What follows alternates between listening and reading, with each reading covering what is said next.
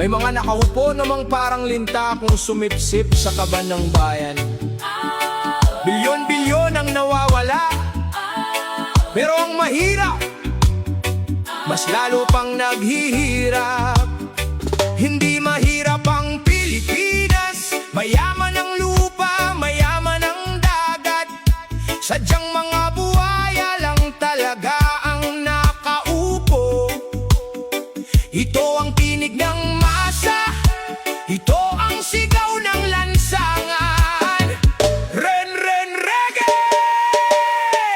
Bayan kong sinilangan, bakit ganito? Lahat ng pangako nila puro na pako. Kalsadang sira, proyekto'y drawing, pero mansion nila laging bagong painting. Habang si tatay nagpapakapuyat, si nanay sa utang halos malunod agad. Mga bata sa eskwela walang makain, samantalang kurakot naka-private plane. Saan napupunta ang buwis ng bayan? Bakit ang ospital kulang kagamitan? Bakit ang magsasaka laging luhaan, habang politiko lalong yumayaman? Pilipinas, kay hirap mong mahalin kapag magnanakaw ang namumuno sa atin. Hindi tayo mahirap, ninanakawan lang mga buhaya sa gobyerno, walang kabusugan. Pilipinas, bakit ganito?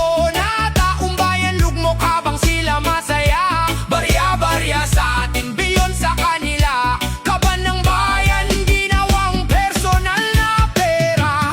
Tuwing eleksyon, bait-baitan, kapag nanalo sa kamagyayabangan. Ngiti sa kamera parang mababait, pero pag upo puro kurakot ang kapalit. Relief goods kinukurakot pa, pati ayuda binabawasan nila. Kapal ng muka, parang bakal, habang mahirap tuloy ang kawawa. May pera sa flood control nawawala, kaya kada ulan baha ang bansa. Mga kabataan wala ng pag-asa, kasi trabaho kontrolado nila. Media binabayaran para tumahimik, katotohanan gusto nilang ikuple, pero di kayang patahimikin ang sigaw ng taong sawang apiin.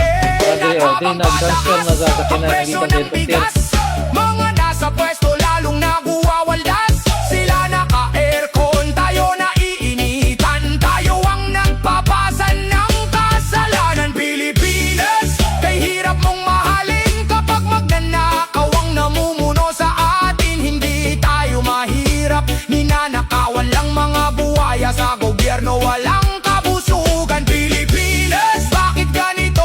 Na taong bayan lugmok habang sila masaya. Barya-barya sa atin, bilyon sa kanila. Kaban ng bayan, ginawang personal na pera. Hoy mga kurap, akala nyo habang buhay kayong hari, hindi habang panahon tulog ang masa. Mga kabataan ngayon